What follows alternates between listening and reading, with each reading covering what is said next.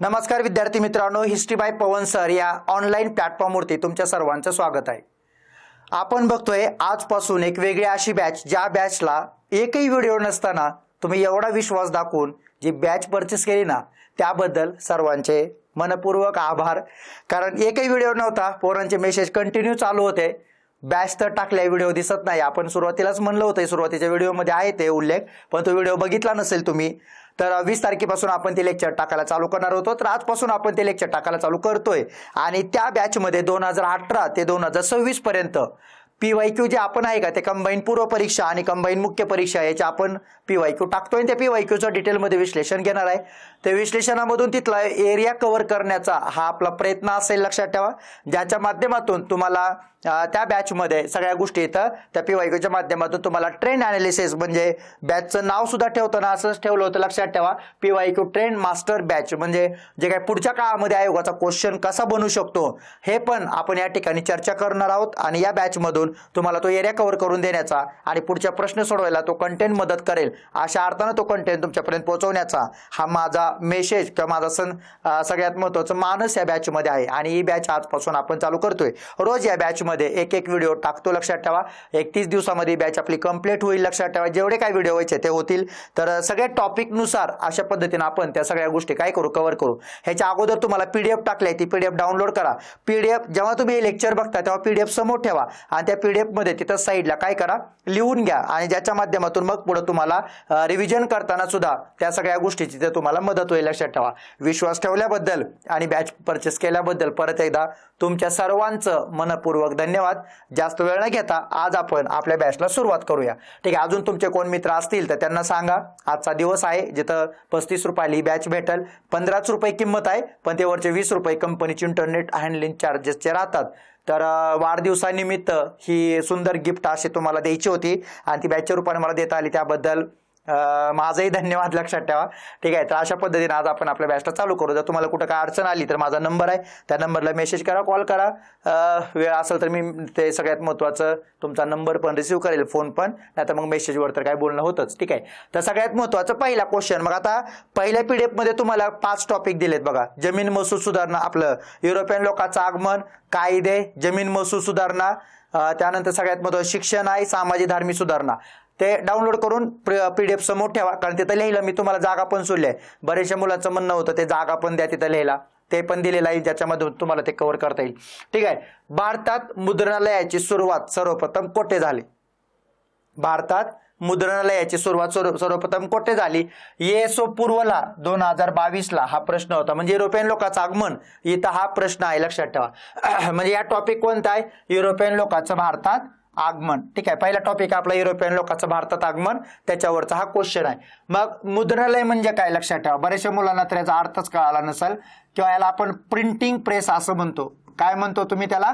Printing press असं म्हणता। आणि प्रिंटिंग प्रेस मग सगळ्यात महत्त्वाचं कुठं होते सुरुवातीला? हा आयोगाचा प्रश्न होता 2022ला। पहिल्या टॉपिकवर या गोष्टी कव्हर होतात। मुंबई, मद्रास, बंगाल आणि गोवा, तर याचं उत्तर आहे, लक्षात ठेवा, गोवा। गोवा या ठिकाणी 1556ला पोर्तुगीजांनी प्रिंटिंग प्रेस चालू केली। कधी चालू केली प्रिंटिंग प्रेस? 1556ला, लक्षात ठेवा। आणि 1557ला त्यांनी पहिलं पुस्तक प्रिंट केलं, त्याच्यावर गार्सिया द ओर्ता, लक्षात ठेवा। हे पहिलं पुस्तक काय केलं? प्रिंट केलं। त्यामुळं प्रिंटिंग प्रेस भारतामध्ये आणणारे पहिले कोण होते असा प्रश्न जर पुढे आला तर पुढे त्या प्रश्नाचं उत्तर राहणार आहे काय? पोर्तुगीज, लक्षात ठेवा। पोर्तुगीजांनी प्रिंटिंग प्रेस भारतामध्ये पहिल्यांदा आणली, ठीक आहे। मग पोर्तुगीजांच्या व्यवस्थेचं लक्षात ठेवत असताना पोर्तुगीजांबद्दल तुम्हाला असंही सांगता येईल, लक्षात ठेवा, काय? युरोपियन लोक पहिले राहिलेत, पोर्तुगीज पहिले युरोपियन आहेत पोर्तुगीज, ज्यांनी भारताच्या भूमीवर पहिलं काय टाकलं? पाऊल टाकलं, लक्षात ठेवा। आणि ह्या युरोपियन लोकांची किंवा जे युरोपियन लोक भारतात आले त्या युरोपियन लोकांची पहिली वसाहत कोठे होती? पहिली वकार कोठे होती? तर ते ठिकाण होतं कोचीन। ते ठिकाण होतं कोचीन। कोणतं होतं? कोचीन होतं। आता हा प्रश्न येऊ शकतो परीक्षेला, कोणता? युरोपियन लोक भारतात आले, त्या युरोपियन लोकांनी पहिली वकार कुठं बांधली, तर ती बांधली कोचीनला. पण लक्षात ठेवा, आयोग तुम्हाला पोर्तुगीज शब्द वापरणार नाही. म्हणजे पोर्तुगीज शब्द न वापरता पण जेव्हा आयोग तुम्हाला विचारेल की युरोपियन लोकांची पहिली वकार भारतात कुठं होते, बरेचसे मुलं कन्फ्यूज होणार. पण तुम्ही कन्फ्यूज व्हायचं कारण नाही. कारण का, युरोपियन पहिले कोण होते, पोर्तुगीज. आणि याचा अर्थ पोर्तुगीजांची पहिली वकार होती कोचीन. याचाच अर्थ कोचीनी पोर्तुगीजांच्या सत्तेची भारतातली पहिली काय राहिली, राजधानी राहिली. एवढंच नाही तर लक्षात ठेवा, कोचीन हे एवढं महत्वाचं आहे, जे पोर्तुगीजांच्या सत्तेची पहिली काय होती, राजधानी होती. कोचीनला अरबी समुद्राची राणी म्हणतात, हा आयोगाचा क्वेश्चन. त्यामुळे अरबी समुद्राची राणी कोणाला म्हणतात, कोचीनला म्हणतात. हा आयोगानं प्रश्न विचारला होता. ठीक आहे, त्यामुळे अरबी समुद्राची राणी कोचीनला म्हणलं जातं, लक्षात ठेवा. ठीक आहे, त्यामुळे कोचीन हे महत्वाचं आहे, त्याच्यावर परीक्षेला क्वेश्चन विचारतील. त्यामुळे अरबी समुद्राची राणी होती. सोबत सगळ्यात महत्वाचं, पोर्तुगीजांची पहिली ती राजधानी सुद्धा असलेली दिसते. पोर्तुगीजांनी नंतर 1510ला गोवा जिंकून घेतला आणि गोवा जिंकून घेतल्यानंतर पोर्तुगीजांनी 1529ला आपली राजधानी गोव्याला बनवलं. पोर्तुगीजांनी आपली राजधानी कोणाला बनवलं, गोव्याला बनवलं. कधी बनवलं, 1529ला. तेव्हा कोण गव्हर्नर होता, नीनो डी कुन्हा. ठीक आहे, त्यामुळे नीनो डी कुन्हा नावाचा व्यक्ती होता, ज्या व्यक्तीनं सगळ्यात महत्वाचं पहिल्यांदा काय केलं, पोर्तुगीज पहिल्यांदा तिथं कोचीनवरून राजधानी कुठं आणली, गोवा. आणि गोवा हे 1529ला जे राजधानी बनलं का, ते 1961 पर्यंत गोवा पोर्तुगीजांच्या हातात होतं. त्यामुळे गोवा पोर्तुगीजांच्या हातात 1961 पर्यंत असलेलं आपल्याला दिसतं, लक्षात ठेवा. ठीक आहे, त्यामुळे युरोपियन लोकांमधले पहिले होते पोर्तुगीज, ज्यांनी भारतामध्ये गोवा या ठिकाणी पहिली प्रिंटिंग प्रेस आणली. पण लक्षात ठेवा, 1439ला पहिल्यांदा प्रिंटिंग प्रेसचा जन्म जोहान्सबर्ग या ठिकाणी झाला. कधी झाला, जोहान्सबर्ग मध्ये सगळ्यात महत्वाचं पहिलं मुद्रणाची सुरुवात झालेली आपल्याला दिसते. आता काही पुस्तकामध्ये सगळ्यात महत्वाचं 1450 पण आहे आणि काही ठिकाणी 1439 आहे, दोन्ही वर्ष लक्षात ठेवा. आणि मग तिथं कोण होता जोहान्सबर्ग मध्ये, तर गटेनबर्ग नावाचा व्यक्ती होता. या गटेनबर्ग या व्यक्तीनं तांब्याचे ठसे तयार केले होते आणि त्याच्यावर त्यानं ती प्रिंटिंग केलेली आपल्याला दिसते, लक्षात ठेवा. त्यामुळे जोहान्सबर्ग जर्मनी हे पहिल्यांदा प्रिंटिंग प्रेसला सुरुवात झालेलं ठिकाण आहे. पण भारतामध्ये 1556ला पोर्तुगीजांनी गोवामध्ये प्रिंटिंग प्रेस आणलेली आपल्याला दिसते, लक्षात ठेवा.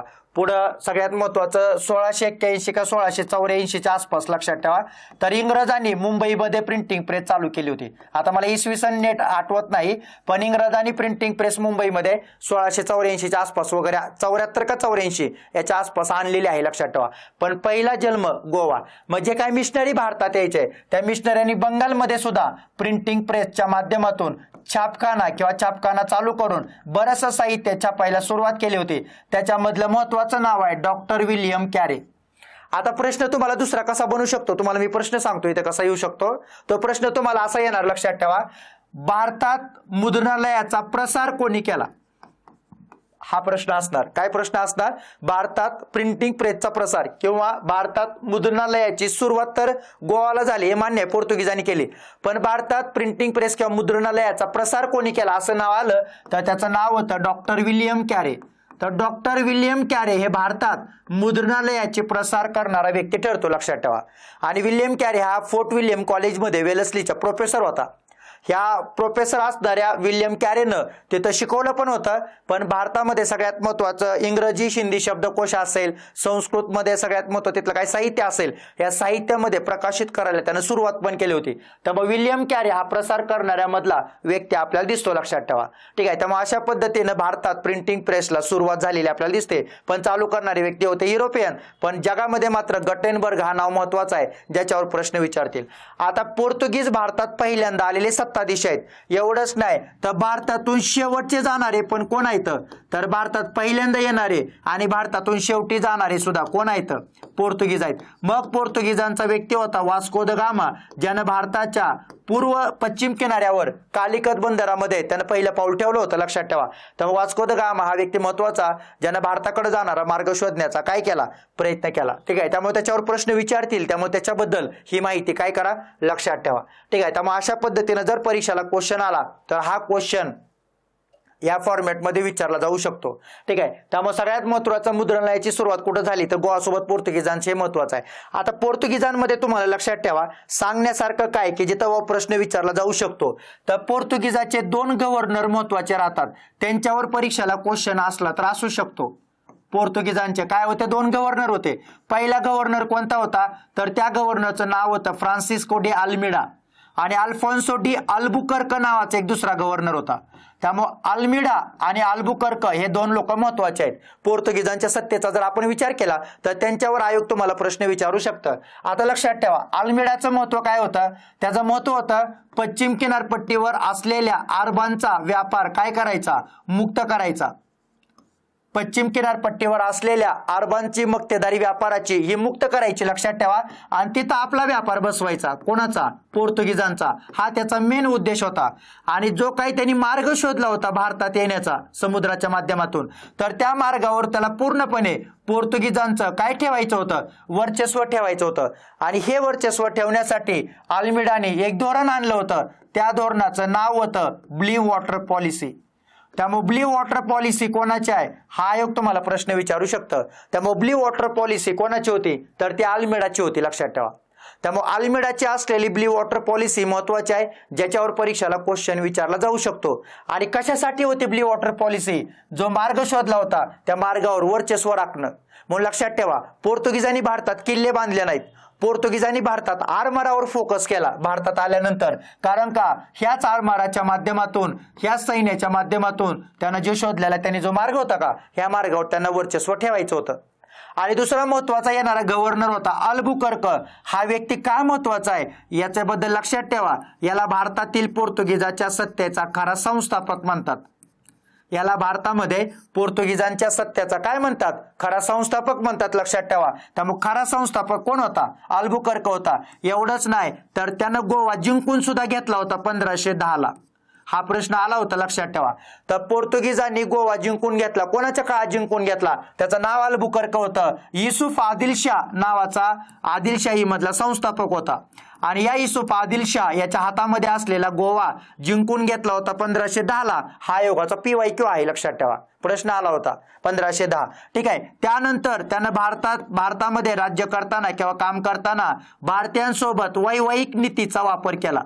वैवाहिक नीती वापरणारा कुठला पोर्तुगीज गव्हर्नर होता अल्बुकर्क होता. कारण तो काय बोलला माहितीये का त्यांच्या अधिकाऱ्यांना तुम्ही भारतातल्या कनिष्ठ जातीतल्या महिलांसोबत लग्न करा ज्यांच्या माध्यमातून पुढे आपल्याला मनुष्यबळ तयार होईल असं त्याचं धोरण होतं. त्यामुळे वैवाहिक नीतीचा वापर करणारा कोण होता अल्बुकर्क.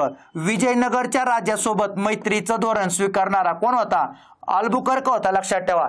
ज्याच्या माध्यमातून त्यांना अरबी घोडे आणि मदिरा पुरवून त्यांच्याकडून व्यापार करायचा परवाना घेतलेला.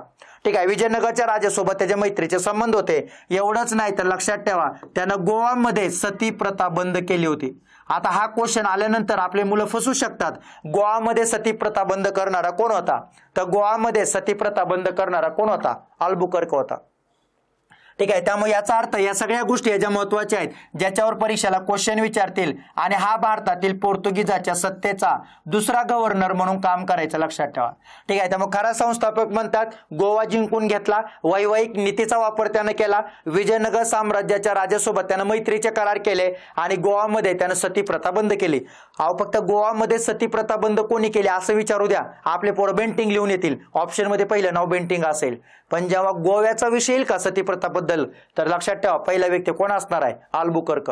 त्यामुळे हे पोर्तुगीजांनी भारतामध्ये केलेलं काम होतं. पण त्या कामामध्ये 2 लोक पोर्तुगीजांचे महत्वाचे आहेत त्यांच्यावर प्रश्न असतो. पण लक्षात असू देत पोर्तुगीजांचा व्यापार करणं हेतू नव्हता. पोर्तुगीजांचा सगळा उद्देश काय होता आपल्या धर्माचा काय करणं प्रसार करणं. आणि पोर्तुगीजांची भारतातील पहिली वकार ही त्यांची पहिली राजधानी होती लक्षात ठेवा ती होती कोचीन.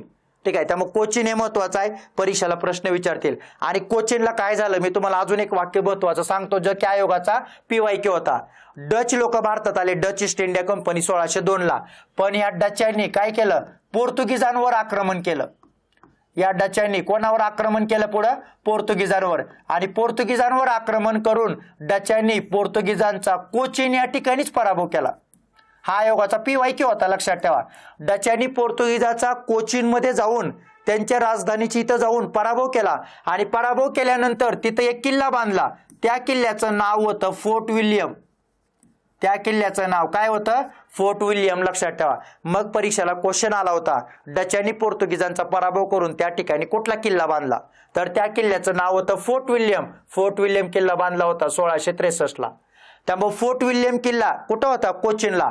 आणि इंग्रजांचा फोर्ट विल्यम आहे तो वेगळा आहे. तो कुठं होता? तो होता ह्याला कलकत्त्याला. लक्षात ठेवा. ठीक आहे. त्यामुळे हा फोर्ट विल्यम महत्वाचा, ज्याच्यावर परीक्षेला क्वेश्चन बनू शकतो. ठीक आहे. आणि प्रश्न आला पण होता. लक्षात ठेवा. मे बी रिपिटेशन होईल परत.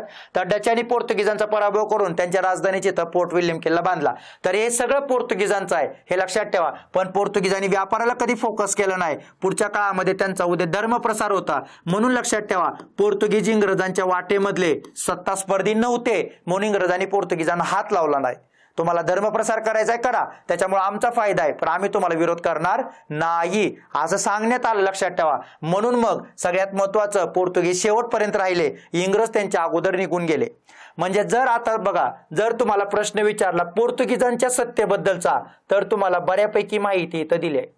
ज्या माहितीच्या आधारावर, ती सगळी मेन माहिती आहे, ज्याच्या आधारावर पुढच्या काळामध्ये जर प्रश्न बनला तर परीक्षेला क्वेश्चन येऊ शकतो. आणि प्रिंटिंग प्रेसवरचा क्वेश्चन होता, पोर्तुगीजांनी भारतात प्रिंटिंग प्रेस आणली, त्यामुळे तुम्हाला त्यांच्याबद्दलचं काय महत्त्वाच्या गोष्टी सांगितल्या. ठीक आहे. त्यामुळे लक्षात असू दे, परीक्षेला प्रश्न विचारतात, त्यामुळे हे गोष्टी काय करा, कव्हर करून जावा. लक्षात ठेवा. ठीक आहे. सोबत हे 2 अधिकारी महत्त्वाचे आहेत, अल्मेडा आणि अल्बुकर्क. विचारतील. 2 गव्हर्नर होते महत्त्वाचे. त्यानंतर ईस्ट इंडिया कंपनीने भारतात सुरुवातीला कोणत्या गोष्टीकडे लक्ष दिलं? प्रश्न होता आरटीओ पूर्व परीक्षाला 2020 ला. लक्षात ठेवा. प्रश्न विचारला होता. तर सगळ्यात महत्त्वाचे, ईस्ट इंडिया कंपनीने भारतात सुरुवातीला लष्कर, युद्ध, व्यापार, शिक्षण, तुम्हाला पण माहित आहे कशाला फोकस केला असणार आहे, तर व्यापाराला. ठीक आहे. म्हणजे याचा अर्थ हा पहिल्या टॉपिकवरचा क्वेश्चन आहे. युरोपियन लोकांचं भारतात आगमन, त्याच्यामध्ये इंग्रज पण आहेत, कारण इंग्रज भारतात आले होते. लक्षात ठेवा. ठीक आहे. इंग्रज भारतात आले होते आणि मग त्यांच्या व्यवस्थेबद्दल आपल्याला विचारतात. ठीक आहे. आता बघा, आपण सगळं बघू. जसं की समजा ईस्ट इंडिया कंपनीची स्थापना कधी झाली, तर ईस्ट इंडिया कंपनीची स्थापना झाली 31 डिसेंबर 1600 ला. ठीक आहे. ईस्ट इंडिया कंपनीला राणीनं सुरुवातीला भारतासोबत व्यापार करायची सनद दिली. किती वर्ष? 15. त्यानंतर राजा जेम्सनं ही 15 वर्षाची सनद कॅन्सल केली आणि सगळ्यात महत्वाचं सनद दिली कायमस्वरूपी. बाबा तुम्ही कायमस्वरूपी भारतासोबत काय करा, व्यापार करा. ही कायमस्वरूपी सनद पण रद्द झाली. कधी? 1773च्या रेग्युलेटिंग ऍक्टनं. आणि ही सनद पुढे किती वर्षासाठी देण्यात आली? 20 वर्षासाठी देण्यात आली. आणि तिथून पुढे दर 20 वर्षांनी ती सनद वाढवली. मग 1773च्या 1793 ला वाढले 20 वर्ष, 1813 ला वाढले, 1833 ला वाढले, पण 1833च्या पुढे वाढलेच नाहीत, कारण 33 ला सांगितलं 1833 ला की तुम्ही भारतातला व्यापार बंद करा. अशा पद्धतीने कंपनीचा प्रवास होता. आणि हे सगळं करत असताना लक्षात ठेवा, कंपनीची स्थापना झालेली असताना कंपनीचा प्रायमरी उद्देश काय होता? भारतासोबत आणि पूर्वेकडील देशासोबत व्यापार करणं आणि व्यापाराच्या माध्यमातून मोठ्या प्रमाणात काय कमवणं, नफा कमवणं, तो आपल्या मायदेशी पाठवणं. त्यामुळे लक्षात ठेवा, सुरुवातीला ईस्ट इंडिया कंपनीने कोणत्या गोष्टीकडे लक्ष दिलं? व्यापार. कारण का? ईस्ट इंडिया कंपनी व्यापारासाठी स्थापन झालेली कंपनी होती. ज्या कंपनीला तिथल्या असलेल्या लोकांनी काय केली होती? सनद दिली होती. लक्षात ठेवा. त्यामुळे व्यापार हा सुरुवातीला त्यांचा फोकस होता. व्यापारातून नफा कमवणं हा त्यांचा प्रायमरी उद्देश होता आणि त्या उद्देशासाठी त्यांचं काम झालं. आणि मग आता ईस्ट इंडिया कंपनी जेव्हा तुम्ही इंग्लंडची बघता का, तेव्हा सुरुवातीच्या काळामध्ये भारतात येणारी लोक सुद्धा तुम्हाला व्यवस्थित अभ्यास करायला पाहिजे, त्यांच्यावर पण प्रश्न असतात. म्हणून लक्षात ठेवा, 1608 ला ईस्ट इंडिया कंपनीचा पहिला व्यक्ती भारतात आला, जलमार्गाने आला. त्या व्यक्तीचं नाव होतं कॅप्टन हॉकिन्स. हे लक्षात ठेवा. आता व्यवस्थित सांगतो तुम्हाला. तर कॅप्टन हॉकिन्स भारतात आला. आणि जेव्हा कॅप्टन हॉकिन्स भारतात आला का, तेव्हा तुम्ही लक्षात ठेवा, कॅप्टन हॉकिन्स हा जहांगीरच्या दरबारात गेला. मग तुमचा नवीन प्रश्न तयार होतो. लक्षात ठेवा कोणता? की जहांगीरच्या दरबारामध्ये जेव्हा कॅप्टन हॉकिन्स गेला का, तेव्हा त्यानं सुरत या ठिकाणी वकार बांधायची काय मागितली? परवानगी. पण पहिल्यांदा परवानगी मागितल्यानंतर जहांगीरानं काय दिला? नकार दिला. मग 1609 ला लक्षात ठेवा, 1609 मध्ये दीव दमन या ठिकाणी चोल नावाचं ठिकाण होतं. तिथं ईस्ट इंडिया कंपनीनं पोर्तुगीजांच्या आरमाराचा पराभव केला. आणि जेव्हा पोर्तुगीजाच्या आरमाराचा पराभव झाला, तेव्हा जहांगीरला इंग्रजांचं बलशाली महत्व किंवा इंग्रज किती बलशाली आहे ते कळालं. आणि मग नंतर सुरत या ठिकाणी वकार बांधायची नंतर काय दिली? परवानगी दिली. पण हे सांगत असताना तुमचं लक्ष ह्या गोष्टीकडे ठेवा. कोणत्या? जेव्हा जहांगीरच्या दरबारामध्ये इंग्रज गेले, तेव्हा इंग्रजांना परमिशन नाकारली होती. हे वाक्य सत्य आहे. हे वाक्य सत्य आहे. आणि जे वाक्य सत्य आहे त्या आयोगाचा PYQ आहे. लक्षात ठेवा. राज्यसेवेला आलता फक्त प्रश्न. आणि प्रश्न असा होता, कॅप्टन हॉकिन्स पहिल्यांदा जहांगीराकडे आला, सुरत या ठिकाणी वकार बांधायची परमिशन मागितली, पण दिली का? तर तिथं दिली असं दिलं होतं, पण ते वाक्य चुकीचं आहे. परमिशन दिली नव्हती, कारण परमिशन अगोदर नाकारली होती. आणि नंतर जेव्हा इंग्रजांनी चमत्कार दाखवला तेव्हा बोलावून घेतलं जहांगीरानं आणि सांगितलं बांधा वकार. आणि मग सुरत या ठिकाणी वकार बांधायची काय दिली गेली? परवानगी दिली गेली, लक्षात ठेवा. पण नंतर ती परवानगी भेटली होती, म्हणून लक्षात ठेवा इंग्रजांना भारतात वकार, इंग्रजांची भारतात पहिली वकार कोणती? सुरत. पण अहो लक्षात ठेवा, सुरत वकार बांधून पूर्ण झाले 1613ला, आणि त्याच्या अगोदर वकार बांधून पूर्ण झाली होती कुठं? मसुलीपट्टणमला. कधी झाली होती? 1611ला. पण जेव्हा वकारीचा क्रम लावा विचारतील का, तेव्हा मसुलीपट्टणम पहिल्यांदा येणार आहे आणि सुरत नंतर येणार आहे, हे लक्षात असू द्या. आणि नंतर पहिलं बांधून पूर्ण कोणती केली असं विचारलं तरी उत्तर मसुलीपट्टणम आहे. फक्त पहिल्यांदा परमिशन ज्याला दिली गेली होती ती सुरत होती, एवढं सुरतचं महत्व आहे, लक्षात ठेवा. पण नंतर नाकारली होती परमिशन, पण नंतर पुढे दिली होती, लक्षात ठेवा. पहिल्यांदा नाकारली, नंतर दिलेली, आपल्याला सांगता येते. त्यामुळे वर्ष लक्षात ठेवा 1613 आणि 1611. नंतर 1615ला ईस्ट इंडिया कंपनीचा अधिकारी थॉमस रो जहांगीराच्या दरबारात गेला आणि या थॉमस रोनं त्या जहांगीराची स्तुती करून, लक्षात ठेवा, आणि त्याला वेगवेगळी चित्र भेट देऊन त्यानं त्याच्याकडून वेगवेगळ्या ठिकाणी काय बांधून पूर्ण केल्या? वकारी बांधून पूर्ण केल्या. तर परीक्षेला क्वेश्चन असतो, इंग्रजांच्या वकारी कोणकोणत्या भागात होत्या? ठीक आहे. मग 1619 पर्यंत इंग्रजांनी कोणकोणत्या ठिकाणी वकारी बांधल्या हा प्रश्न आलता. मग लक्षात ठेवा 1619 पर्यंतच्या गोष्टीचा अभ्यास करत असताना इंग्रजांच्या वकारी कुठं होत्या? 2 ठिकाणं तुमच्या समोर आहेत, एक सुरत, त्यानंतर मसुलीपट्टणम, हे पण आहे इथं. त्यानंतर सगळ्यात महत्वाचं कुठलं? सगळ्यात महत्वाचं सुरत होतं, मसुलीपट्टणम होतं, बडोच होतं, त्यानंतर अहमदाबाद होतं, बडोच होतं, अहमदाबाद होतं, लक्षात ठेवा. त्यानंतर आग्रा होतं. या सगळ्या ठिकाणी इंग्रजांनी वकारी बांधून पूर्ण केल्या होत्या 1619 पर्यंत. नंतर सगळ्यात महत्वाचं, इंग्रजांनी भारतात बांधलेला पहिला किल्ला कोणता? याच्यावर प्रश्न असतो. त्यामुळे इंग्रजांचा भारतातील पहिला किल्ला कोणता होता? क्वेश्चन आला होता. त्याचं नाव होतं Saint George Fort. Saint George नावाचा किल्ला तिथं बांधला होता भारतात पहिल्यांदा. आणि या किल्ल्याच्या भोवती जे शहर अस्तित्वात आलं का, ते शहर आजचं मद्रास आहे. पण मद्रास महत्वाचा आहे, कारण का इंग्रजांनी त्या ठिकाणी बांधलेला पहिला किल्ला आहे आणि पहिला किल्ला म्हणून त्या सेंट जॉर्जला जास्त महत्व आहे. ठीक आहे. त्यामुळे मद्रासला जास्त महत्व आहे, सेंट जॉर्जला महत्व आहे, प्रश्न विचारतील. आणि कलकत्ता या ठिकाणी जे अगोदर किल्ला होता का, त्या किल्ल्याचं नाव होतं फोर्ट विल्यम. आणि फोर्ट विल्यम किल्ला मिळून जे शहर अस्तित्वात आलं ते आजचं कलकत्ता आहे, लक्षात ठेवा. तिथं पण इंग्रजांचाच किल्ला होता.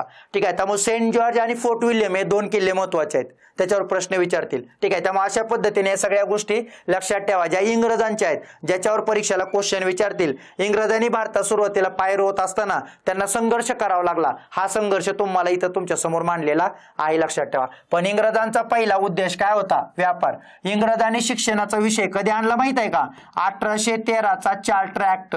आणि 1813च्या चार्टर ऍक्टनं शिक्षणासाठी किती लाख रुपये आले? 1 लाख रुपये आले. इथून पुढे इंग्रजांनी भारतात सिरियस जरा विचार करायला चालू केला. कशाचा? शिक्षणाचा. ठीक आहे. पण सुरुवातीला 1 लाख रुपये आले होते 1813च्या कायद्यानं, आणि हेच 1 लाख पुढे 1833च्या कायद्यानं काय झाले होते? 10 लाख झाले होते.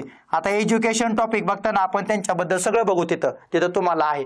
ठीक आहे. त्यामुळे ईस्ट इंडिया कंपनीच्या सुरुवातीच्या गोष्टीवर जर प्रश्न आला तर ही माहिती लक्षात ठेवा. सोबत ही माहिती सुद्धा महत्वाची आहे, कारण सुरुवातीला वकार बांधताना कसे अडथळे आले, त्यांनी काय केलं, ह्या गोष्टी आपल्याला माहित असायला पाहिजे. त्यामुळे प्रश्न तुम्हाला इथे विचारतील, लक्षात ठेवा. ठीक आहे.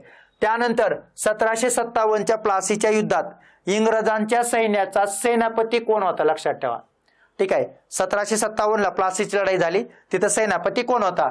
तर लिपिक मुख्य 2019ला हा प्रश्न होता, क्लर्कला प्रश्न आलेला. ठीक आहे. तर सगळ्यात महत्वाचे Elphinstone, Warren Hastings, Robert Clive आणि डलहौसी. तर उत्तर तुम्हाला माहित आहे, रॉबर्ट क्लाइव्ह होता. आता तुम्हाला 2 लढाया लक्षात ठेवायच्यात. तुम्हाला 2 लढाया लक्षात ठेवायच्या ज्यांच्यावर परीक्षेला काय असतो? प्रश्न असतो, लक्षात ठेवा. मग त्या 2 लढायाचा विचार करत असताना आपल्याला कोणत्या गोष्टी लक्षात ठेवणं गरजेचं आहे ज्याच्यावर परीक्षेला प्रश्न येतात? त्यातलं पहिलं 23 जून 1757ला कोणती लढाई झाली? तर 23 जून 1757ला प्लासीची लढाई झाली. कोणती लढाई झाली? प्लासीची. आता प्लासीची लढाई झाली कोणासोबत? तर सगळ्यात महत्वाचं सिराज उद दौला. कोणासोबत झाली? सिराजुद्दौला सोबत झाली. आणि दुसरा इंग्रजांचा कोण होता? रॉबर्ट क्लाइव्ह होता. पण प्लासीच्या लढाईच्या वेळेस बंगालचा नवाब कोण होता? हा आयोगाचा PYQ होता. मग लक्षात ठेवा, प्लासीची लढाई जेव्हा चालू होती तेव्हा बंगालचा नवाब कोण होता? सिराजुद्दौला होता. आणि प्लासीच्या लढाईनंतर नवाब कोण बनला हा पण आयोगाचा प्रश्न होता. तर प्लासीच्या लढाईनंतर मीर जाफर हा बंगालचा काय बनला? नवाब बनला. कारण मीर जाफरला इंग्रजांनी नवाब केलं, लक्षात ठेवा. पण याच्यामध्ये सगळ्यात महत्वाचं काय? इंग्रजांच्या कपट नीतीचा परिणाम हा प्लासीची लढाई होता. कारण कपट नीतीनं इंग्रजांनी सिराजुद्दौलाचा पराभव केला. मीर जाफर इंग्रजांना जाऊन भेटला. रक्ताचा एक थेंब पण न सांडता इंग्रजांना इथं विजय मिळाला. आणि ह्या विजयाचं योगदान जातं कोणाकडं? रॉबर्ट क्लाइव्हचं. म्हणून लक्षात ठेवा, रॉबर्ट क्लाइव्हला 1757ला गव्हर्नमेंटनं किंवा सरकारनं गिफ्ट पण दिली एक गोष्ट. तर काय गिफ्ट मिळाले त्याला? तर त्या लढाईमध्ये झालेल्या विजयाच्या बदल्यात त्याला बंगालचं काय करण्यात आलं? गव्हर्नर करण्यात आलं. त्यामुळे रॉबर्ट क्लाइव्ह प्लासीच्या लढाईनंतर बंगालचा गव्हर्नर झाला. पण हे दोन गोष्टी महत्वाच्या. प्लासीची लढाई चालू असताना नवाब कोण होता? सिराजुद्दौला. प्लासीची लढाई झाल्यानंतर नवाब कोण बनला? मीर जाफर. परीक्षेला क्वेश्चन विचारतील. आणि या दोन्ही गोष्टी काय आहेत? महत्वाच्या आहेत, परीक्षेला क्वेश्चन बनू शकतात. आणि नंतर सगळ्यात महत्वाचं, मीर जाफरला पण रॉबर्ट क्लाइव्हला त्याचं बक्षीस भेटलं. त्याला बंगालचा काय केलं? गव्हर्नर केलं. मग आता लक्षात ठेवा, मीर जाफरला इंग्रजांनी नवाब पदावर का बसवलं? त्याचं कारण एकच आहे की मीर जाफरनं रॉबर्ट क्लाइव्हच्या किंवा कंपनीच्या आर्थिक गोष्टी सर्व मान्य कराव्या. त्यामुळे सर्व आर्थिक गोष्टी मान्य कराव्या हाच हेतू होता. त्यांना आर्थिक सगळ्या आपल्या गोष्टी किंवा त्यांच्या ज्या डिमांड आहेत त्या सगळ्या मान्य कराव्या, यासाठी त्याला नवाब पदावर आणलं. पण त्या गोष्टी करू शकला नाही, म्हणून त्याला नवाब पदावरून काढलं आणि पुढच्या काळामध्ये मीर कासिमला नवाब पदावर बसवलं. कोणाला पदावर बसवलं? मीर कासिम, जो की त्याचा जावाई होता. मग मीर कासिमला नवाब पदावर बसवल्यानंतर मीर कासिमनं काय केलं? लक्षात ठेवा, मीर कासिमनं बंगालच्या नवाबाची राजधानी मुर्शिदाबाद होती, त्या मुर्शिदाबादवरून ती राजधानी मुंगेरला घेऊन गेला. आणि मुर्शिदाबादवरून राजधानी जेव्हा तो मुंगेरला घेऊन गेला तेव्हा त्याने इंग्रजांना काय विचारलंच नाही, लक्षात ठेवा. नंतर आपल्या भागामध्ये त्यानं 24 तास आपल्या राज्याला पहारा देईल असं सैन्य तयार केलं. सैन्य तयार करायला सुरुवात केली. इंग्रजांना विचारलं नाही. माझ्या भागात तुम्ही आले तर माझा परवाना तुम्हाला व्यापारासाठी घ्यावा लागल असा नियम त्यानं केला. म्हणजे याचा अर्थ मीर जाफरनं काय केलं? सगळं स्वतंत्र पद्धतीनं काम करायला सुरुवात केली. आता मीर कासिम अशा पद्धतीनं स्वतंत्र पद्धतीनं काम करतोय म्हणल्यानंतर इंग्रजांना ते आवडलं नाही आणि इंग्रजांनी त्याला पदावरून काढलं आणि परत मीर जाफरला आणलं. एवढे राजनीतिकार होते इंग्रज, लक्षात ठेवा. लगेच राजकारण करायचे. तर मीर जाफरला आणलं. आता मीर कासिम नाराज झाला. मग नाराज झालेले लोक दुसरं काय करतात? डायरेक्ट उठाव करतात.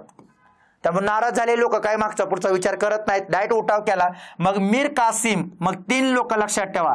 पहिला होता मीर कासिम, दुसरा होता शुजा-उद-दौला, जो सिराजुद्दौलाचा कोण होता? मुलगा होता. वडिलाच्या पराभवाचा त्याला बदला घ्यायचा होता. आणि तिसरा होता शाह आलम. कोण होता? शाह आलम. हे 3 सत्ताधीश एकत्र असे आले. मीर कासिम, शुजा-उद-दौला, शाह आलम हे 3 एकत्र आले. आणि या तिघांनी एकत्र येऊन लक्षात ठेवा 22 ऑक्टोबर 1764ला एक लढाई केली. त्याच लढाईचं नाव होतं बक्सारची लढाई. काय केली? बक्सारची लढाई. आणि या बक्सारच्या लढाईनं कंपनीनं लक्षात ठेवा ह्या 3 सत्ताधीशाचा काय केला? पराभव केला. जेव्हा कंपनीनं या 3 सत्ताधीशाचा पराभव केला पराभव केल्यानंतर 22 ऑक्टोबर 1764ला पराभव झाला. आणि ह्यातला जो मुघल बादशाह होता का शाह आलम, या शाह आलमवर इंग्रजांनी लक्षात ठेवा पुढं शाह आलमवर एक तह लादला आणि त्याच तहाचं नाव होतं 1765चा अलाहाबादचा तह. आता हा योगाचा क्वेश्चन होता की अलाहाबादचा तह कंपनीनं कोणावर केला? कोणासोबत केला? तर तो तह रॉबर्ट क्लाइव्हनं कोणासोबत केला? तर सगळ्यात महत्वाचं मुघल बादशाह शाह आलम सोबत केला. मुघल बादशाह कोण होता? शाह आलम होता. शाह आलम सोबत तो करार केला. आणि त्या करारानं लक्षात ठेवा कंपनीला बंगाल, बिहार, ओरिसाचे कसले अधिकार मिळाले? दिवाणी. पण जेव्हा कंबाईननं प्रश्न विचारला होता का कंबाईनला, तेव्हा मद्रासचे दिवाणी अधिकार भेटले असं वाक्य होतं. पण ते वाक्य चुकीचं आहे. जमीन महसूल मध्ये आपण ते वाक्य बघू. पण लक्षात ठेवा अलाहाबादच्या तहानं 1765ला कंपनीला दिवाणी अधिकार भेटले. पण दिवाणी अधिकार 3 भागातले भेटले होते. पहिला भाग होता बंगाल, दुसरा भाग होता बिहार आणि तिसरा भाग होता ओरिसा. त्यामुळे या 3 भागाचे कोणते अधिकार मिळाले? दिवाणी अधिकार मिळाले. दिवाणी अधिकार म्हणजे काय? या 3 भागातला पूर्णपणे काय गोळा करायचा अधिकार? पैसा. या 3 भागातला पूर्णपणे काय गोळा करायचा अधिकार? महसूल. हा पूर्णपणे कंपनीकडे राहिला, लक्षात ठेवा. आणि अशा पद्धतीने कंपनीचं 1765 मध्ये बंगालवर पूर्ण काय निर्माण झालं? वर्चस्व. एवढंच नाही तर कंपनीला एक सुद्धा बंगालमध्ये काय राहिला नाही? शत्रू राहिला नाही. पूर्ण प्रांत कंपनीच्या हातात आला. आणि हातात आल्यानंतर 1765 ला रॉबर्ट क्लाइव्हनं तिथं जी व्यवस्था आणली त्याच व्यवस्थेचं नाव होतं दुहेरी शासन व्यवस्था. त्यामुळे त्या व्यवस्थेचं नाव काय होतं? दुहेरी शासन व्यवस्था, लक्षात ठेवा. तर अशा पद्धतीनं 2 लढाया इंग्रजांच्या व्यवस्थेमध्ये महत्वाच्या राहिल्या. म्हणून लक्षात ठेवा, प्लासीच्या लढाईनं ईस्ट इंडिया कंपनीचा भारतामध्ये पाया रोवला गेला आणि बक्सरच्या लढाईनं बंगालमधले सगळे शत्रू त्यांना काय झाले? कमी झाले, लक्षात ठेवा. याचा अर्थ या 2 लढाया ईस्ट इंडिया कंपनीच्या व्यवस्थेमध्ये महत्वाच्या आहेत, ज्यांच्यावर परीक्षेला क्वेश्चन असतात, ज्यांच्यावर परीक्षेला क्वेश्चन येतात. त्यामुळे ह्या लढाया महत्वाच्या आहेत, जिथं प्रश्न बनले जातात, लक्षात ठेवा. त्यामुळे प्लासीची लढाई सोबत बक्सरची लढाई कोणासोबत झाली? लक्षात ठेवा, प्रश्न असतात. आणि त्या लढाईनंतर झालेला परिणाम काय होता? अलाहाबादचा तह. अलाहाबादच्या तहामध्ये कोणत्या तरतुदी होत्या? आयोगाचा प्रश्नच आहे, आपण प्रश्नच बघू पुढं. आयोगाचा PYQ आहे त्याच्यावर पुढं. आपल्याला PYQ मध्ये तरतुदी पण सांगता येते, लक्षात ठेवा. समजलं का इथपर्यंतचा भाग? तर इथपर्यंतचा भाग लक्षात ठेवा. इथून पुढे आयोगाचे प्रश्न चालू होतात. 1765 नंतर आयोग आपल्याला प्रश्न विचारायला लागतं आणि त्यासाठी ही गोष्ट मग महत्वाची आहे. बघा इथं आहे, बघा पुढे अलाहाबादचा तह आला का? लगेच PYQ आला पुढं. लिपिक मुख्य 2018 ला प्रश्न होता हा, ठीक आहे. तर मग अलाहाबादचा तह कोणासोबत केला? शाह आलम सोबत केला. कोणी केला? रॉबर्ट क्लाइव्हने केला. त्याच्यामध्ये काय होतं? त्यामध्ये अलाहाबाद आणि कोरा हे जिल्हे नवाब सुजाउद्दौलाने शाह आलमला द्यायचे, ही तरतूद होती, लक्षात ठेवा. नंतर बंगालची पूर्ण सत्ता हाती घेतली तर कंपनीचं खरं रूप समोर येईल. त्यामुळे संपूर्ण भारत कंपनीच्या विरोधात एकत्र येईल, असे काय तरतूद त्या अलाहाबादच्या तहात नव्हती. त्यामुळे त्या बचा तर काही संबंधच नाहीये. नुकसान भरपाई म्हणून सुजाउद्दौलानं 50 लाख रुपये कंपनीला द्यायचे, बरोबर, ही तरतूद होती. कारण सुजाउद्दौला अवधचा नवाब होता, त्याच्यावर इंग्रजांनी ह्या अटी लादल्या होत्या. 50 लाख रुपये तो दे, तू कशाला युद्धामध्ये आला, ठीक आहे. त्यामुळे 50 लाखाची नुकसान भरपाई लादली होती. कंपनीच्या संचालकांनी दुहेरी प्रशासन समाप्त करण्याचा नाही, दुहेरी प्रशासन समाप्त करण्याचा नाही, दुहेरी प्रशासन लागू करण्याचा निर्णय घेतला होता. समाप्त कुठं करता एवढ्या लवकर, लक्षात ठेवा. म्हणून तुम्हाला इथं म्हणलं की 1765 ला दुहेरी शासन व्यवस्था सुरू झाली, लक्षात ठेवा. समाप्तचा विषय नव्हता. म्हणजे याचा अर्थ या प्रश्नामध्ये इथं एरर 4 नंबर वाक्यामध्ये एरर कोणता आहे? तर समाप्त शब्द आहे. त्यामुळे त्याच्यावरून ते प्रश्नाचं वाक्य चुकीचं आहे. त्यामुळे ती लागू करण्याचा निर्णय घेतला होता, समाप्त नाही. म्हणजे याचा अर्थ काय? ब नंबरचं वाक्य आणि ड नंबरचं वाक्य चुकीचं आहे.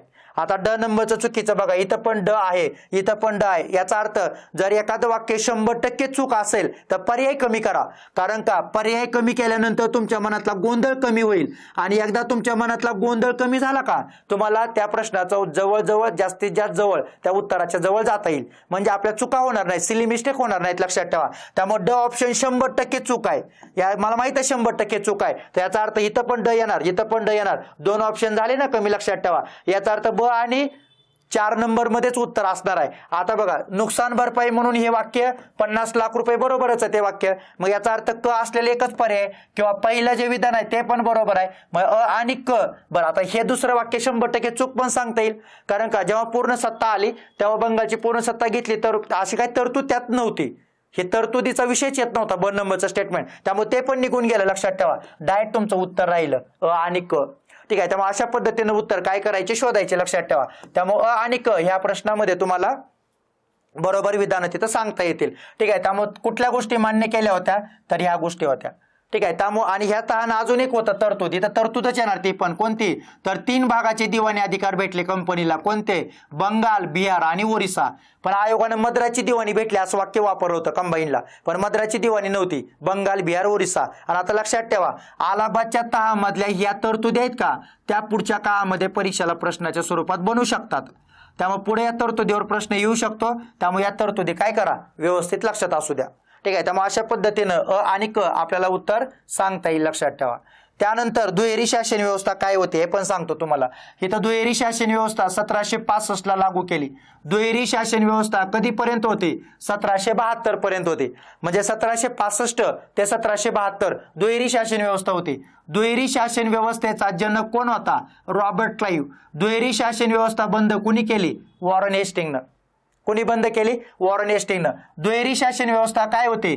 तर दुहेरी शासन व्यवस्था दिवाणी अधिकाराचं सेपरेशन होतं आणि फौजदारी अधिकार वेगळे होते. त्यामुळे दिवाणी अधिकार आणि फौजदारी अधिकार वेगळे होते.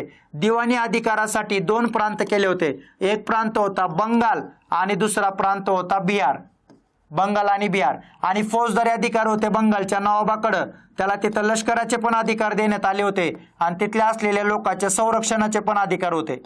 ठीक आहे. पण दिवाणी अधिकार मात्र कंपनीकडे होते. मग बंगालमध्ये कंपनीने एक अधिकारी नेमला होता. त्याचं नाव होतं मोहम्मद रेजा खान. आणि बिहारमध्ये कोण होता? सिताब राय होता. काय होता? सिताब राय होता. लक्षात ठेवा. त्यामुळे दिवाणी अधिकार आणि फौजदारी अधिकार हे महत्वाचं आहे. बंगाल आणि बिहार 2 अधिकारी नेमले. मग अशा पद्धतीनं 2 गोष्टीमध्ये फारकत झाली. एक सत्ता कोणाच्या हातात राहिली? कंपनीच्या.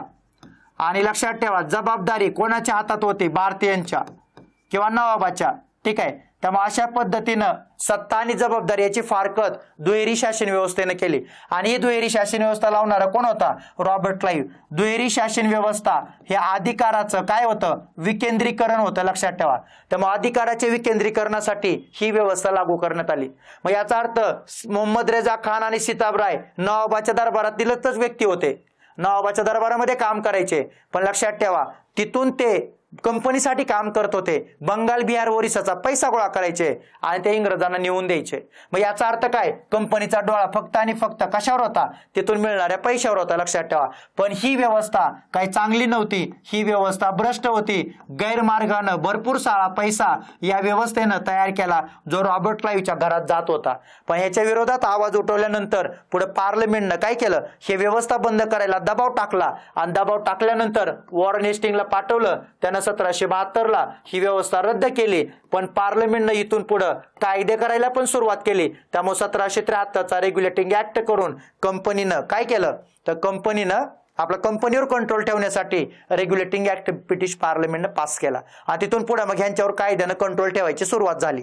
लक्षात ठेवा. म्हणजे अशा पद्धतीनं दुहेरी शासन व्यवस्था अधिकाराचं विकेंद्रीकरण जरी असलं तरी ते भ्रष्ट होतं. लक्षात ठेवा. आणि हाच भ्रष्टाचार इंग्लंडच्या पार्लमेंटपर्यंत पोहोचलेला आणि मग त्यांनी नंतर त्याच्यावर जाणीवपूर्वक लक्ष ठेवायला कंट्रोल ठेवायला सुरुवात केलेली आपल्याला दिसते. ठीक आहे. त्यामुळे दुहेरी शासन व्यवस्था कोणी चालू केली, कोणी बंद केली आणि काय होती याच्याबद्दल जर कधी प्रश्न आला तर पुढच्या काळामध्ये प्रश्न आल्यानंतर ही जी माहिती आहे का तर ही माहिती तुम्हाला ती प्रश्न सोडवायला नक्कीच काय करल? मदत करल. ही सगळी माहिती तुम्हाला पुढे प्रश्न सोडवायला काय करल? नक्कीच मदत करल. लक्षात ठेवा. त्यानंतर मराठा साम्राज्याच्या विस्तारासाठी ठीक आहे शाहूने राघोजी भोसले यांना कोणत्या प्रदेशाचं वाटप केलं होतं? लक्षात ठेवा. लिपिक मुख्य 2018 ला हा प्रश्न होता. ठीक आहे. आता मराठा साम्राज्यावर आलेला हा क्वेश्चन आहे. लक्षात ठेवा. शाहूने राघोजी भोसले यांना कोणता प्रदेश दिला होता? तर सगळ्यात महत्वाचं बंगाल आणि बिहार इथं त्यांना पाठवलेलं तो प्रदेश त्यांच्याकडे दिला होता. सोबत बंगाल बिहार ओरिसा हा पण प्रदेश त्यांच्याकडे दिला. ठीक आहे. डेक्कन साऊथ सातारा हा नव्हता. माळवा गुजरात हा काही प्रदेश नव्हता. लक्षात ठेवा. त्यामुळे अ आणि ब हे या प्रश्नाचं उत्तर सांगता येईल जे की आपल्याला 4 नंबर मध्ये आहे. ठीक आहे. त्यामुळे बंगाल बिहार आणि ओरिसा हे प्रदेश दिले होते. माळवा गुजरातचा संबंध नव्हता. साऊथ सातारा किंवा डेक्कनचा पण संबंध नव्हता. 3 भाग त्यांच्या हातामध्ये दिले होते आणि शाहूंनी राघोजी भोसले यांना तिथं पाठवलेलं ते प्रदेश साम्राज्य विस्तारासाठी त्यांच्याकडे दिलेले आपल्याला दिसते. लक्षात ठेवा. कधी प्रश्न येत नाही मराठा साम्राज्याबद्दल पण हा क्वेश्चन मात्र मेन्सला लिपिकला आला होता. आता लक्षात ठेवा. इंग्रज आणि मराठा यांच्यात 3 युद्ध झाले. इंग्रज आणि मराठा यांच्यात 3 युद्ध झाले. लक्षात ठेवा. 1772च्या सालबाईच्या तहानं. कुठला तह होता? सालबाईचा तह. तर या तहानं इंग्रज मराठा पहिलं युद्ध संपलं होतं. इंग्रज मराठा पहिलं युद्ध संपलं होतं. लक्षात ठेवा. 1772 सालबाईचा तह झालता. त्यानंतर 1802 ला वसईचा तह झाला होता आणि या वसईच्या तहानं इंग्रज मराठा दुसरं युद्ध चालू झालं होतं. कारण का? वसईचा तह तैनाती फौजेचा करार होता जो कंपनीनं किंवा वेलस्लीनं दुसऱ्या बाजीरावासोबत केला होता आणि वसईचा तह मराठा सरदारांना मान्य नव्हता. कारण इंग्रजांचा हस्तक्षेप आपल्या लोकांना मान्य कसं करून घेतील, त्यामुळे वसईचा तह जेव्हा झाला तेव्हा मराठे भडकले, लक्षात ठेवा. आणि मग इंग्रजांविरोधात 1802 ते पहिलं युद्ध म्हणजे दुसरं युद्ध झालं, पण त्याच्यामध्ये मराठ्यांचा पराभव झाला.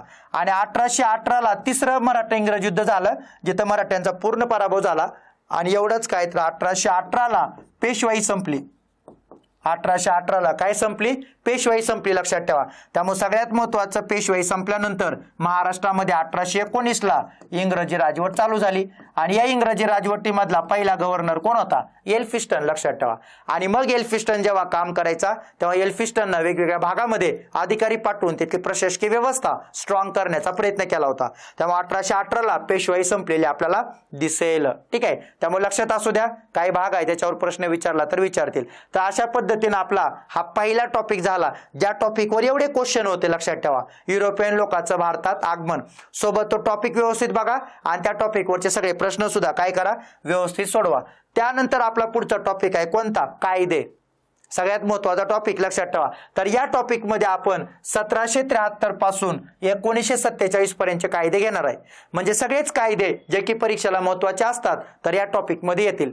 ठीक आहे, त्यामुळे 1773 ते 1947 पर्यंतच्या कायद्याचा या टॉपिक मध्ये समावेश आहे. मग त्यातले आता एक एक प्रश्न आपण बघू, लक्षात ठेवा. तर ग्रुप बी 2026 हा प्रश्न आलता.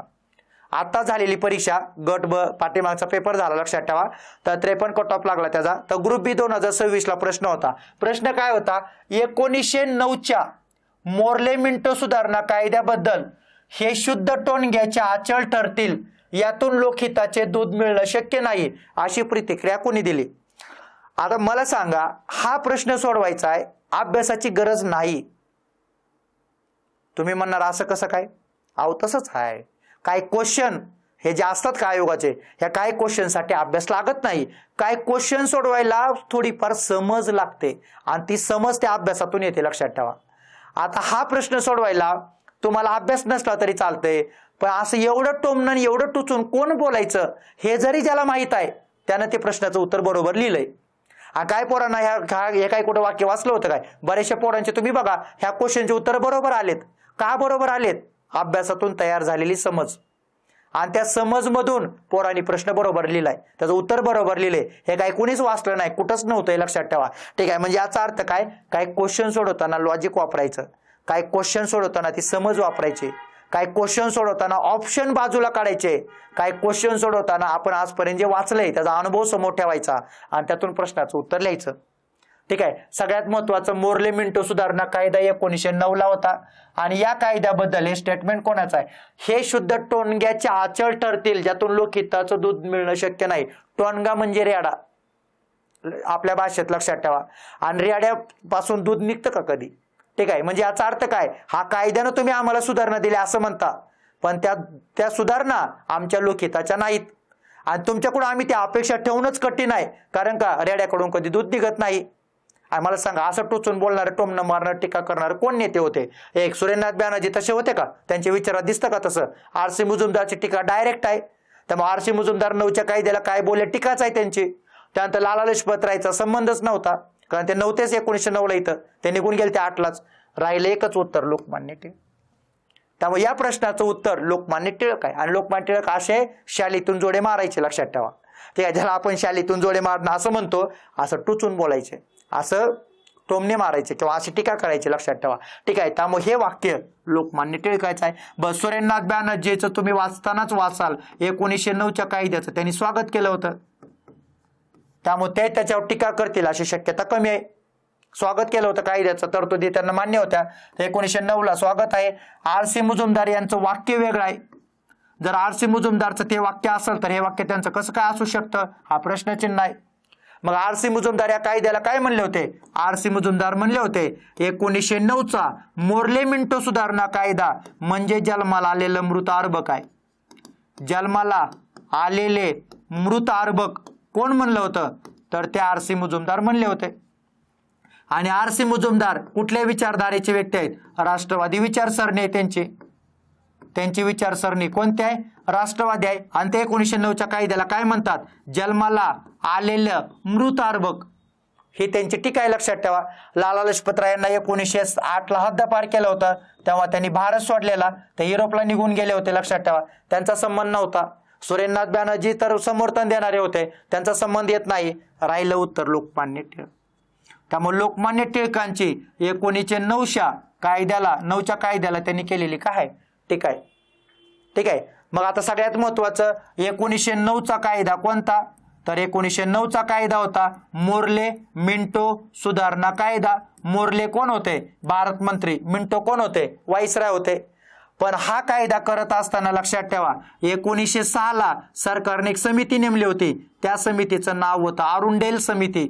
आणि या अरुंडेल समितीने सांगितलं होतं सरकारला सुधारणा करा. काय करा, सुधारणा करा. सुधारणांचा हप्ता द्यायला पाहिजे, सुधारणा झाल्या पाहिजे. आणि त्यासाठी मग अरुंडेल समितीच्या आधारावर 1909चा मोर्ले मिंटो कायदा करण्यात आला. आणि या 1909च्या मोर्ले मिंटो सुधारणा कायद्यानं भारतीय लोकांची कायदेमंडळातली संख्या वाढवली. ती संख्या टोटल 60 केली, लक्षात ठेवा. हे सगळ्यात महत्वाचं आहे. त्यामुळे 1909चा कायदा हा महत्वाचा आहे, ज्यानं भारतीय लोकांची कायदेमंडळातली संख्या वाढवली. वाढवून किती केली, तर डायरेक्ट 60 केली, लक्षात ठेवा.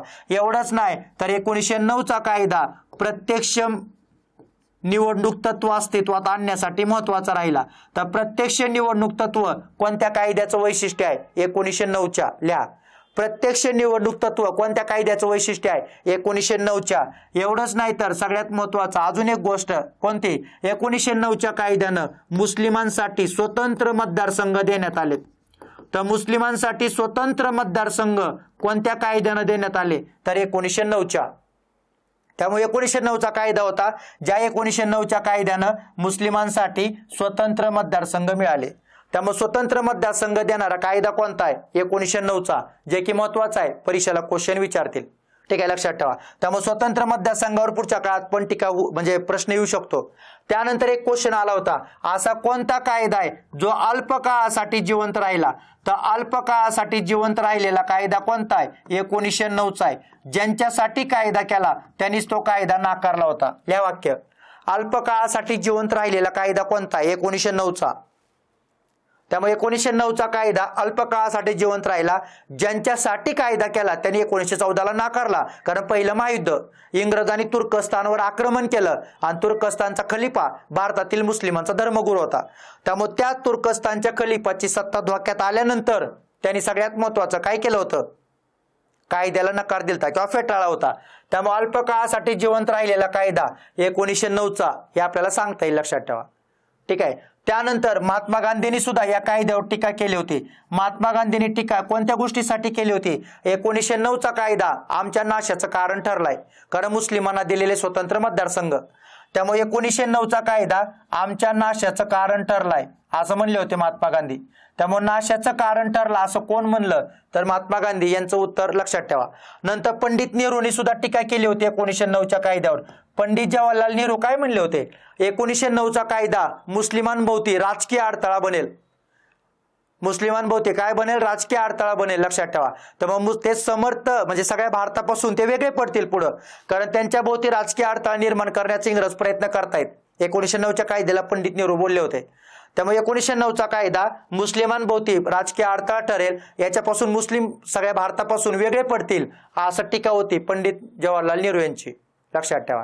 ठीक आहे. त्यामुळे पंडित नेहरू, महात्मा गांधी, त्यानंतर सगळ्यात महत्वाचा आर.सी. मुजुमदार, लोकमान्य टिळक या सगळ्यांनी केलेल्या टीका लक्षात ठेवा, ज्या आयोगाचे पुढच्या काळामध्ये काय असू शकतात, अजून प्रश्न असू शकतात. 1909चा कायदा चांगला करून ठेवा, प्रश्न येतात. त्यात 1909च्या कायद्यानं आपल्याला प्रश्न विचारायचा अधिकार दिला, लक्षात ठेवा. आपल्याला ठराव मांडायचा सुद्धा अधिकार दिला. ठीक आहे. त्यामुळे प्रश्न विचारू शकता आणि आर्थिक गोष्टीबद्दल तुम्ही ठराव सुद्धा मांडू शकता. हा अधिकार आपल्याला 1909च्या कायद्याने भेटला. आणि सोबत प्रत्यक्ष निवडणूक तत्व हे 1909च्या कायद्याचं सगळ्यात महत्वाचं वैशिष्ट्य, सोबत मुस्लिमांना स्वतंत्र काय भेटले, मतदारसंघ. ठीक आहे. त्यामुळे 1909चा कायदा अरुंडेलच्या समितीवर आधारित होता. त्यामुळे अरुंडेलची जी समिती होती का त्या समितीवर हा कायदा होता. पण तुम्हाला मला अजून एक प्रश्न सांगायचा आहे जो की पुढच्या काळात प्रश्न असू शकतो. 1909चा कायदा करायला खालीलपैकी कुठल्या घटनेची परिस्थिती कारणीभूत ठरली होती. आता हिचं स्पष्टीकरण मी तुम्हाला इथं देणार नाही कारण पुढे आपल्याला सेम क्वेश्चन 1919च्या कायद्याबद्दल आहे. आणि 1919चा कायदा सांगताना मी तुम्हाला हे सांगतो की 1909च्या कायद्यात करत असताना इंग्रजांना कुठल्या घटनेची परिस्थिती कारणीभूत होती. म्हणजे कुठल्या घटनेनं 1909च्या कायदा करताना पार्श्वभूमी तयार केली असा प्रश्न बनू शकतो पुढे. आता पुढे आहे तुम्हाला कारण दोन कायद्याचं मला तुम्हाला सांगायचं आहे 19 आणि 9. मग तुम्हाला ते सांगताना पुढे मी काय करतो कव्हर करतो लक्षात ठेवा. तर अशा पद्धतीने लोकमान्य टिळक आणि आर सी मुजुमदार हे यांच्या पण टीका लक्षात ठेवा. पुढच्या काळामध्ये प्रश्न असतात आणि त्यामुळे अभ्यास करताना करून ठेवा. खूप महत्वाचा कायदा 1909चा. त्यामुळे 1909च्या कायद्यावर परीक्षेला काय असतात क्वेश्चन असतात. ठीक आहे. त्यामुळे महत्वाचा कायदा माहिती असू द्या. त्यानंतर आता प्रश्न होता ग्रुप बी ला 2025 ला. ग्रुप बी ला असलेला प्रश्न होता कायदे आणि त्यांच्या असलेल्या तरतुदी यांच्या काय लावा जोड्या लावा. हा प्रश्न आलेला. ठीक आहे. त्यामुळे अचूक जोडी ओळखा असा प्रश्न आहे जिथं तुम्हाला कायदे बघा कोणकोणते कायदे आहेत 1858, 1909, 1919 आणि 1935. ठीक आहे. मग आता सगळ्यात महत्वाचं बघा 1858चा कायदा. 1858च्या कायद्यानं काय झालं PYQच होते अगोदर विचारून झालेत ना प्रश्न. भारत मंत्री पदाची निर्मिती झाली. 1858च्या कायद्यानं भारत मंत्री पदाची निर्मिती झाली. 1909चा कायद्यानं काय झालं तर मुस्लिमांना स्वतंत्र मतदारसंघ मिळाले. मुस्लिमांना स्वतंत्र मतदारसंघ मिळाले. भारत सरकार कायदा 1919 काय झालं प्रांतात द्विदल शासन पद्धती आली. त्यामुळे प्रांतामध्ये द्विदल शासन पद्धती 1919चा कायदा. आणि 1935च्या कायद्यानं काय झालं केंद्रामध्ये द्विदल शासन पद्धती आली. ठीक आहे. प्रांतात द्विदल शासन म्हणलं 19, केंद्रात द्विदल शासन म्हणलं 1935. आणि मग तिथं खाली एक इथं ऑप्शन राहिला याचं उत्तरच नाही. याचा अर्थ लक्षात ठेवा इथं जरी आयोगानं उत्तर दिलं नसलं तरी आपल्यासाठी हा पुढच्या काळात काय असणार आहे प्रश्न. आपल्यासाठी पुढच्या काळात हा काय असणार आहे प्रश्न. त्यामुळे तिथं प्रश्न बनू शकतो लक्षात ठेवा. ठीक आहे. तेव्हा आपल्यासाठी पुढे तो प्रश्न असणार आहे. ठीक आहे. मग सगळ्यात महत्वाचं बघा आता 1 ला 4 आहे आणि 2 ला 1 आहे. 4 आणि 2 असलेला पर्याय कुठं आहे 4 आणि 1 4 आपलं काय 4 आणि 1 असलेला पर्याय 4 आणि 1 असलेला पर्याय 3 नंबरला आहे. नंतर 3 आणि नंतर 4 बरोबर. म्हणजे याचा अर्थ उत्तर किती नंबर आहे 3 नंबर. समजलं का तुम्हाला 4 1 3 5 लक्षात ठेवा. 2चं तर काय ऑप्शन नव्हता 2 असा सोडलेला पर्याय त्यामुळे 3 नंबर उत्तर आहे. आता तुम्हाला एका कायद्याबद्दल सांगतो. पहिलं सगळ्यात महत्वाचं 1858चा कायदा. 1858चा कायदा ज्या कायद्याचं नाव होतं गव्हर्नमेंट ऑफ इंडिया ऍक्ट. भारताच्या सुशासनासाठी केलेला कायदा. The better governance of India असं पण म्हणतात त्याला. ठीक आहे. तर सगळ्यात महत्वाचं बेटर गव्हर्नन्स ऑफ इंडिया किंवा सुशासनाचा कायदा किंवा सगळ्यात महत्वाचं भारतीय गव्हर्नमेंट ऑफ इंडिया ऍक्ट. 1858च्या कायद्यानं काय झालं सगळ्यात महत्वाची पहिली तरतूद 3 सत्ता संपल्या. 3 संस्था नष्ट झाल्या. कोणत्या संस्था नष्ट झाल्या ईस्ट इंडिया कंपनीचा शेवट झाला. दुसरं बोर्ड ऑफ कंट्रोल संपलं जे 1784च्या पिट्स इंडिया ऍक्टनं आलं होतं. बोर्ड ऑफ कंट्रोलचा शेवट झाला. आणि तिसरं सगळ्यात महत्वाचं बोर्ड ऑफ डायरेक्टर जे की ईस्ट इंडिया कंपनीला चालवायचं 24 लोकांचं संचालक मंडळ हे पण संपलं. त्यामुळे east India company board of control आणि बोर्ड ऑफ डायरेक्टर या सगळ्याचा काय झाला शेवट झाला. 1858च्या कायद्यानं शेवट झाला. नंतर दुसरी तरतूद भारतासाठी नवीन पद आलं. त्या पदाचं नाव होतं व्हाईसराय. त्यामुळे भारताचा गव्हर्नर जनरल भारताचा व्हाईसराय बनला. आणि या व्हाईसराय पदावर येणारा पहिला व्यक्ती कोण होता कॅनिंग होता. त्यानंतर दुसरं भारतासाठी नवीन पद आलं. त्या पदाचं नाव होतं भारत मंत्री. भारत मंत्री झालेला पहिला व्यक्ती कोण होता लॉर्ड स्टॅनले. भारत मंत्री झालेला नवीन व्यक्ती कोण होता स्टॅनले होता. त्यामुळे भारत मंत्री स्टॅनलेला भारत मंत्री पदावर आणलं. ठीक आहे. त्यामुळे भारत मंत्री स्टॅनले बनला. त्यानंतर लक्षात ठेवा पुढं काय झालं भारताचं स्ट्रक्चर तयार केलं गेलं. ब्रिटिश पार्लमेंट त्यानंतर भारत मंत्री आणि त्यानंतर व्हाईसराय या तिघाच्या हातामध्ये भारतातील 1858ला सत्ता विभागण्यात आली. ब्रिटिश पार्लमेंट भारत मंत्री आणि व्हाईसराय. भारत मंत्री स्टॅनले होता त्याला मदत करायला इंडिया काउन्सिल आली. त्याला मदत करायला काय आली, इंडिया काउन्सिल आली. या इंडिया काउन्सिलमध्ये 15 सदस्य होते आणि इंडिया काउन्सिलचं महत्व एकच आहे की त्यांनी सल्ला द्यायचा कोणाला, भारत मंत्र्याला. हे 1858च्या कायद्यामधली तरतूद आहे. म्हणजे 1858च्या कायद्यानं भारताचं एक स्ट्रक्चर ठरवलं गेलं आणि त्या स्ट्रक्चरमध्ये इथून पुढे काम राहील असं सांगण्यात आलं. नंतर भारताबद्दलचं जे काय अंदाजपत्रक आहे ते अंदाजपत्रक ब्रिटिश पार्लमेंटमध्ये मांडायचा पूर्ण अधिकार भारत मंत्र्याला राहिला. कोणाला राहिला, भारत मंत्र्याला. तेव्हा भारत मंत्र्याने ते मांडावं असं ठरलं गेलं. त्यानंतर लक्षात ठेवा अजून 2 पद. भारताचा सम्राट 1858च्या कायद्यानं राजा किंवा राणी बनले. भारताचा सम्राट 1858च्या कायद्यानं राजा किंवा राणी बनले. याचा अर्थ राजा किंवा राणी हे भारताचे नामधारी प्रमुख राहिले. भारताचे कसले प्रमुख राहिले, नामधारी. मग भारताचा कार्यकारी प्रमुख कोण होता, तर भारताचा कार्यकारी प्रमुख होता व्हाईसराय. त्यामुळे व्हाईसराय हा भारताचा कार्यकारी प्रमुख राहिला आणि नामधारी प्रमुख हा इंग्लंडचा राजा किंवा राणी राहिला. आणि अशा पद्धतीने ठरवलं गेलं 1858ला इथून पुढे भारतात आम्ही अशा पद्धतीने राज्यकारभार करू. पण हे राज्यकारभार करत असताना लक्षात ठेवा, हे राज्यकारभार करत असताना आम्ही भारतीय लोकांना विश्वासात घेऊ आणि भारतीय लोकांना विश्वासात घेऊन आम्ही या गोष्टी करू असा आपल्याला एक शब्द दिला. आणि 58 पासून ब्रिटिश पार्लमेंटची राजवट भारतामध्ये चालू झाली. आता 1909च्या कायद्यामधली तरतूद कोणते, मुस्लिमांना स्वतंत्र मतदारसंघ देऊ. लक्षात ठेवा ते आपण पाठीमागं बघितलं. पाठीमागं आपण 1909च्या कायद्याबद्दल सगळंच पाहिलं. इथं तुम्हाला 1909च्या कायद्याबद्दलचे महत्त्वाचे मुद्दे आलेत. आता तिथं काय तुम्हाला सांगत बसत नाही कारण हे सगळं 1909ला इथं आपण पाहिलेलं आहे. लक्षात ठेवा, ठीक आहे. त्यानंतर 1919चा कायदा आणि 1935चा कायदा. त्यातला 1919चा कायदा प्रांतात द्विदल शासन पद्धती आली, प्रांतात द्विदल. आणि 1935चा कायदा केंद्रात द्विदल पद्धती लागू झाली. आता या 2 गोष्टीमध्ये काय फरक आहे तुम्हाला एक थोडे आकृती काढून दाखवतो. लक्षात ठेवा मग त्या गोष्टीतला तुम्हाला फरक सुद्धा काय कळलं लक्षात येईल. आता बघा हे 2 तुमच्या समोर कायदे आहेत. हे 2 तुमच्या समोर काय आहेत, कायदे आहेत. तर पहिला कायदा 1919चा आहे आणि दुसरा कायदा 1935चा आहे. 1919 1935. 1919च्या कायद्यानं परत 2 अधिकार, एक केंद्र आणि दुसरं प्रांत. केंद्रामध्ये लक्षात ठेवा काय झालं, द्विग्रही शासन व्यवस्था आली. कुठली आली, द्विग्रही. आणि प्रांतामध्ये काय झालं, तर प्रांतामध्ये द्विदल शासन व्यवस्था आली. दोन्ही शब्दामध्ये फरक आहे, द्विदल आणि द्विग्रही. लक्षात ठेवा द्विग्रही म्हणलं का 2 ग्रह येणार, ग्रह म्हणजे काय, एक कनिष्ठ ग्रह कनिष्ठ सभागृह आणि दुसरं वरिष्ठ सभागृह, याला तुम्ही द्विग्रही म्हणता. आणि द्विदल म्हणजे काय, तर द्विदल म्हणजे लक्षात ठेवा एक सोपीव आणि दुसरं राखीव. सोपीव आणि राखीव लक्षात ठेवा. सोपीव खातं भारतीयांकडं, राखीव खातं इंग्रजांकडं. तर अशा पद्धतीनं प्रांतात द्विदल शासन व्यवस्था कोणत्या कायद्यानं लागू झाली, 1919च्या.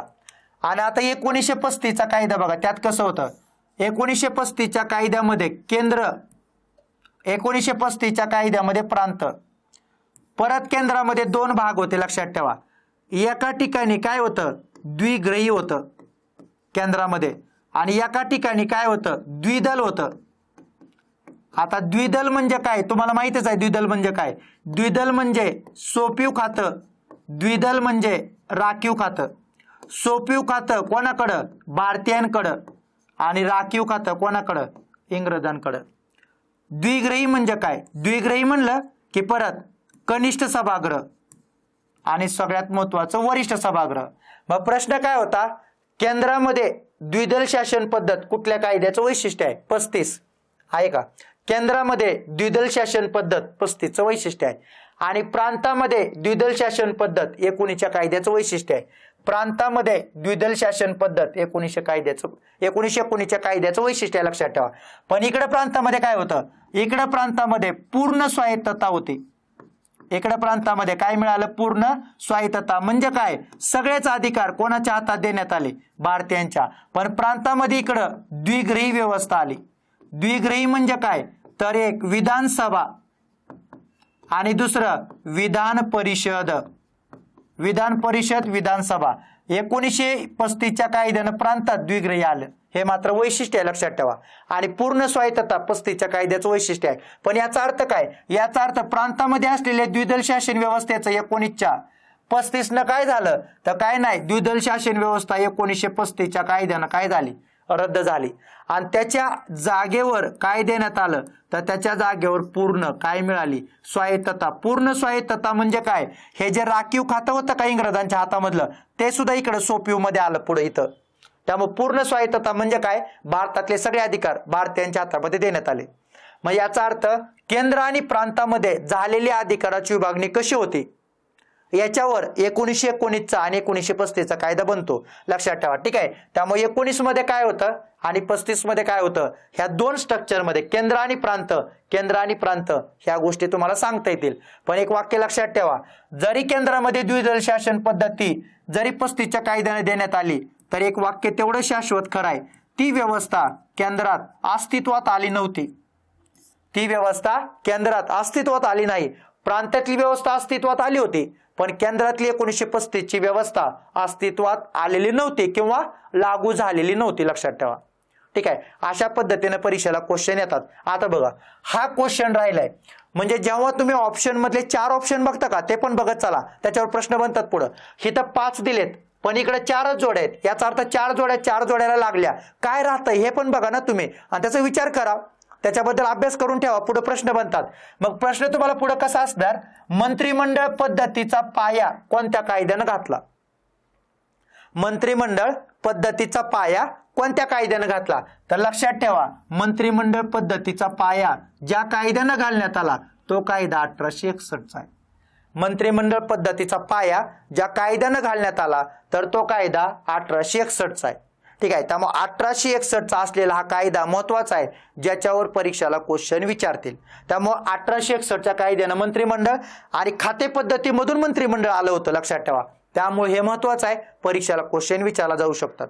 ठीक आहे. तर अशा पद्धतीनं आपलं याचं पहिलं लेक्चर आहे, लक्षात ठेवा. ह्या बॅचमध्ये सगळे लेक्चर अशा पद्धतीने येतील आणि ते लेक्चर व्यवस्थित बघा, ज्याच्या माध्यमातून तुम्हाला काय होईल तर तुम्हाला त्या क्वेश्चनचा सगळा अंदाज येईल. तर सगळ्यात महत्वाचं आपली असलेली ही बॅच आहे. आपले ॲप्लिकेशन डाउनलोड करून ठेवा. आपल्या ॲप्लिकेशनचं नाव आहे हिस्ट्री बाय पवन सर आणि हिस्ट्री बाय पवन सर या ॲप्लिकेशनवर तुम्हाला ही बॅच आज आणि 20 तारखेपर्यंत फक्त 35 रुपयाला भेटेल. खरं तर 15 रुपये त्या बॅचची फी आहे, लक्षात ठेवा. त्यानंतर ती बॅच 399 रुपयाला होऊन जाईल. ठीक आहे. पण 35 रुपयाच्या असलेल्या ह्या बॅचमध्ये सगळे PYQ 18 पासून ते 19-26 पर्यंत अशा पद्धतीने कव्हर करण्याचा प्रयत्न राहील. PDF दिलाय, त्या PDFची सगळ्यात महत्त्वाची माहिती आहे आणि या माहितीच्या आधारावर अशा पद्धतीने आपण सगळं काय करू, कव्हर करू, ज्यातून पूर्व आणि मुख्य हा सगळ्या परीक्षा तुमच्या एकत्र होतील. एकत्र PYQ दिलेत, लक्षात ठेवा. ब आणि क चे सोबत फक्त पूर्वचे नाहीत, पूर्व प्लस मुख्यचे पण आहेत. ठीक आहे. मेनचे पण त्याच्यामध्ये तुम्हाला घेतलेत, लक्षात ठेवा. तर ही बॅच तुम्ही घेऊन ठेवा. History by Pawan sir application तुमच्याकडे असू द्या आणि या ॲप्लिकेशनवर असलेली ही बॅच तुम्ही परचेस करा, ज्याच्यामध्ये तुम्हाला अशा पद्धतीने तुमचा एरिया आणि तुमचा तो सगळा सिलेबस कव्हर करण्याचा प्रयत्न राहील, लक्षात ठेवा. आपल्या जास्तीत जास्त मित्रांना सुद्धा या बॅच बद्दल सांगा आणि ह्या बॅचच्या माध्यमातून तुमचा अभ्यास, तुमच्या अभ्यासाला एक परीक्षाभिमुख दिशा द्या. परीक्षाभिमुख हा शब्द जाणीवपूर्वक वापरतोय कारण का आपण वेगळंच काहीतरी करत बसतो. आयोगाने एक चौकट ठरवून दिली आहे, त्या चौकटीच्या पलीकडे आयोग जात नाही, लक्षात ठेवा. त्यामुळे अशा पद्धतीनं हा सगळा भाग आपण कव्हर करण्याचा काय करूया, प्रयत्न करूया. आजचं आपलं पहिलं लेक्चर भेटूया उद्या दुसरं लेक्चर घेऊन. तोपर्यंत धन्यवाद.